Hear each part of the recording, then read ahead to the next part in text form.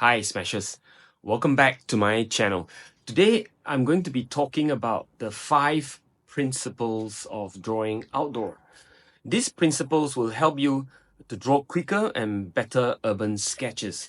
Outdoor sketching is a beautiful experience, but it's not without its hurdles. We are constantly battling the elements, the scorching heat or freezing cold, wind and rain. Then there's the ever-changing scene with people moving, traffic flowing, and light conditions shifting. Unlike the comfort of our studio, we are often perched on uncomfortable chairs or even the ground, surrounded by distractions. And let's not forget the curious onlookers who might strike up a conversation, which can be both a blessing and a curse, especially for those of us with a bit of ADHD, like me. But despite these challenges, outdoor sketching offers a unique opportunity to capture the essence of the moment, the energy of the place, the beauty of the natural world. So let's explore these 5 principles that will help you overcome these obstacles and create good sketching, outdoor. Principle 1, markings for easy drawing. The first step to drawing outdoors is to make markings. This involves dotting and marking places in your sketchbook to locate the key important points, such as the intersection of buildings, vanishing points, and the size and ratio of objects. Let's talk about a simple and yet it's powerful tool for outdoor sketching: your hand. Yep, your very own hand can be a ruler, a protector, a compass, all rolled into one. To use it, fully extend your arm, holding your pencil or a pen. Close one eye to focus on your subject and use your fingers as markers.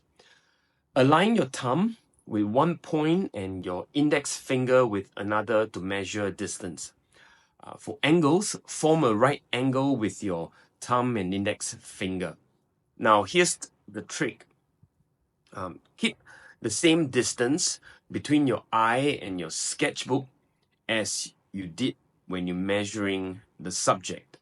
Bring your hand closer to your sketchbook and use your fingers to mark the measured distance or angle. Remember, practice makes perfect. The more you use this technique, the better you become at estimating distance and angles. Those are the 2 important things: distances and angles.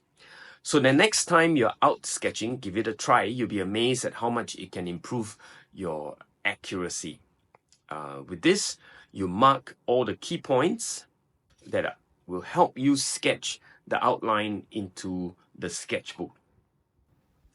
Principle number 2, using geometric shapes. Once you've got your initial markings, let's start building the structure of your drawing. This is where geometric shapes come into play. For buildings, think of them as simple blocks. Use squares, rectangles, and triangles to represent the main structure. Pay attention to perspective. Buildings closer to you might appear taller and wider than those in the distance. For trees, imagine them as abstract shapes. Ovals and semicircles can be used to represent the crown of the tree.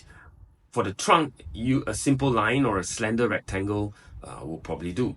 Remember, trees come in all shapes and sizes, so don't be afraid to experiment with different shapes. By breaking down complex subjects into basic shapes, you will simplify the drawing process and create a strong foundation for your piece. Principle 3, outline. Now that you have your basic shapes laid out, it's time to connect the dots and create the outline of your drawing. Start with the big picture. Think of it like building a house. You wouldn't start with the trim or the roof. You begin with the walls and foundation. Similarly in your drawing, start with the larger shapes and contours. Once you have the overall structure, you can then move on to the final details. What are these details? They'll be like windows, doors, leaves, and so on. Remember, don't get too caught up in the details too early. Focus on the big picture first, and then gradually refine your drawing as you go. Principle 4, sculpting. Once you have the basic outline, it's time to bring your drawing to life by drawing dimensions, or 3-dimension that is. This is where shading and gradation comes in. Think of it like transforming a flat image of 2-dimension into a 3-dimension sculpture. By varying the darkness and lightness of your strokes, you can create illusions of depth and form. Shading, this is usually using a darker tones to create shadows and darker areas. It helps define the form and gives your drawing a sense of volume. Gradation, this is to use color, the gradual change in tone from light to dark, or it's used to create smooth transition between light and shadow, adding subtlety and realism to your drawing. By mastering these techniques, you can elevate your drawings from flat outlines to dynamic 3-dimensional pieces. The last principle number 5, is texture. You do this last. The final touch to your drawing is to add texture. This is where you can really bring your artwork to life. Texture can be added in various ways. Line work, use different types of lines such as hatching, cross-hatching, or stippling to create different textures. For example, fine lines can represent smooth surfaces like glass, while bold, jagged lines can suggest rough textures like bark or stones.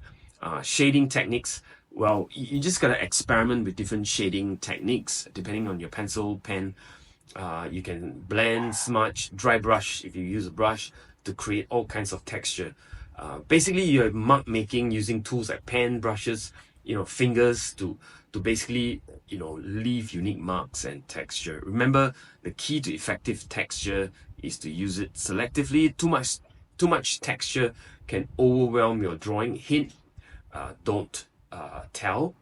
So use it sparingly and strategically. By adding texture, you can elevate your artwork from a simple outline to a rich, detailed sketch. So in conclusion, I hope these 5 principles help you to draw more accurately outdoor. There's so many things you have to battle, so it's quite difficult. So remember to practice this principle often and you will see your drawing improve.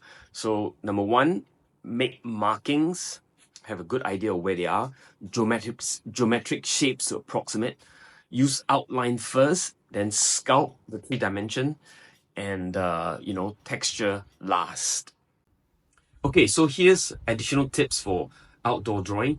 Find a location that you're seated comfortably. Remember to guess as best you can movement of the sun so that you can stay in shade and not get burned, especially if you're in Singapore where the sun burns hot. Well, take your time to soak in the environment where you're not just using your eyes to see, but smell and taste the air, absorb the energy of the location, enjoy the people around and so on. Get to know the place before you start. Don't just dive straight into drawing. Take your time, enjoy the process. You won't repeat things you don't enjoy. So if you like drawing, outdoor that is, then you should really make yourself comfortable and enjoy the process. All right, so thanks for watching.